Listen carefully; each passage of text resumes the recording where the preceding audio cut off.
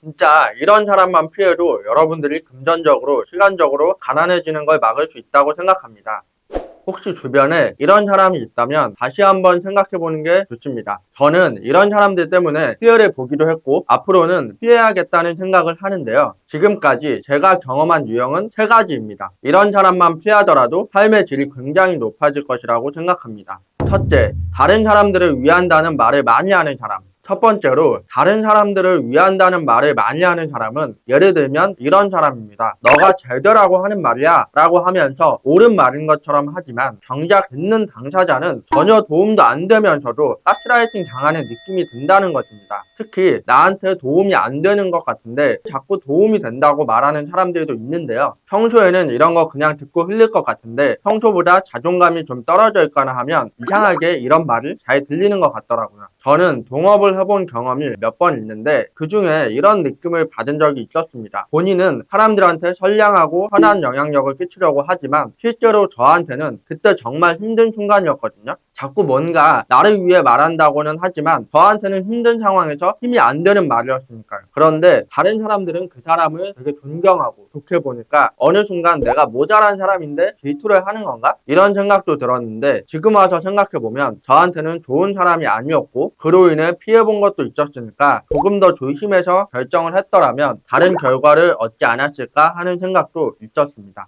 둘째, 나에게 자꾸 쉬운 길을 권하는 사람입니다. 예를 들면 이런 거죠. 이 돈을 나한테 맡기면 30% 불려줄게 라든지 이 종목에 투자하면 금방 돈을 벌 수 있다라든지 아니면 나는 이런 경력이 있고 성공한 사례가 있으니까 나랑 같이 하면 무조건 성공해 처럼 이런 류의 말을 자주 하는 사람들인데요. 이게 되게 뻔한 수법이어서 나는 안 당한다고 생각할 수도 있지만 막상 내 마음속에 욕망과 이기심이 차있는 상황에서 이런 얘기를 들으면 뭔가 헛것을 본 것처럼 당할 수 있습니다. 저의 경우에는 6천만 원 정도의 돈을 이런 경우 때문에 사기를 당하고 돈도 날리고 소송과 고소를 한다고 시간과 수임 비용까지 들었던 케이스인데요. 그 이후로는 누구랑 같이 사업을 하거나 누구한테 100% 맡기는 시스템은 절대 안 하려고 합니다. 왜냐하면 나한테는 뭔가 권한이 없는 상태에서 상대의 말을 믿지 않으면 나만 이상한 사람이 되고 의심하는 사람이 되어버리기 때문입니다. 그래서 같이 하기로 하거나 투자를 하거나 돈을 맡기거나 하면 오히려 을이 되어버리는 경우가 생기는 것입니다. 뭔가 의심하는 자체로 그 사람이 나를 신경을 잘 안 써주면 어떻게 하지? 이런 생각이 들어버리거든요. 저의 경우도 뭔가 누구를 도와주고 싶거나 도와줄 때 꼭 말하는 게 뭔가를 하려고 한다면 노력을 해서 성과를 스스로 평가할 수 있는 걸 해야 한다고 굉장히 강조합니다. 단순히 내가 한 방식대로 하면 다 잘 될 수 있어. 그러니까 나만 믿고 따라와 라고 하기에는 세상에는 너무나도 많은 변수가 있고 내가 했다고 남도 다 할 수는 없는 거거든요. 특히나 두 번째 부류의 사람은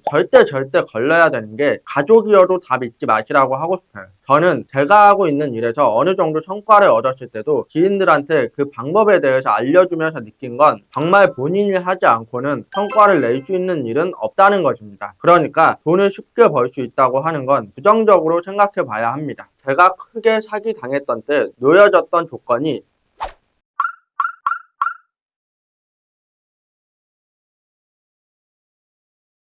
지금 보여드린 조건들을 보면 왜 당하지? 할 정도로 느낌이 별로라고 생각이 드실 거예요. 그런데도 불구하고 제가 너무 빠르게 가려고 하다 보니까 혹했던 것 같습니다. 그 이후로는 대책 없이 저한테 좋은 말로 유혹하는 사람들을 철저하게 멀리하고 있습니다. 셋째, 테이커의 성향만 가진 사람. 매번 부탁을 하지만 부탁을 들어주고 나면 연락이 끊기거나 굉장히 오랜만에 연락해서는 또 부탁만 하는 사람입니다. 이러한 관계에서는 정말 주의할 필요가 있는데요. 관계 때문에 처음에는 좋은 마음으로 상대가 원하는 도움을 줄 수는 있습니다. 백지장도 맞들면 좋다라는 말을 있지만 이건 서로가 기버 성향일 때 가능한 것이라고 생각합니다. 아주 극단적인 테이커를 만나서 다 퍼주기만 하게 된다면 여러분의 인생이 플러스 인생이 아니라 마이너스 인생이 될 가능성이 높습니다. 누군가는 저한테 너가 줄 수 있는 만큼 주면서 살아라. 그게 복이 들어오는 길이다. 이렇게 조언해 주시는 분들도 계시지만 저는 개인적으로 주기만 하는 관계는 가족 외에는 가능하지 않은 구조라고 생각합니다. 모두가 그런 것은 아니겠지만요. 가족이어도 계속 주기만 한다면 지치는 순간이 분명히 있을 것이라고 봅니다. 그리고 테이커한테 계속 퍼주게 되면 그게 당연하게 여겨져서 오히려 그 사람과의 관계까지 안 좋아지는 경우가 있습니다. 처음에 처음에 잘해줄 때는 굉장히 호의적이다가도 제가 이유가 있어서 돕지 못할 때가 되면 확 돌아서는 경우가 많더라고요.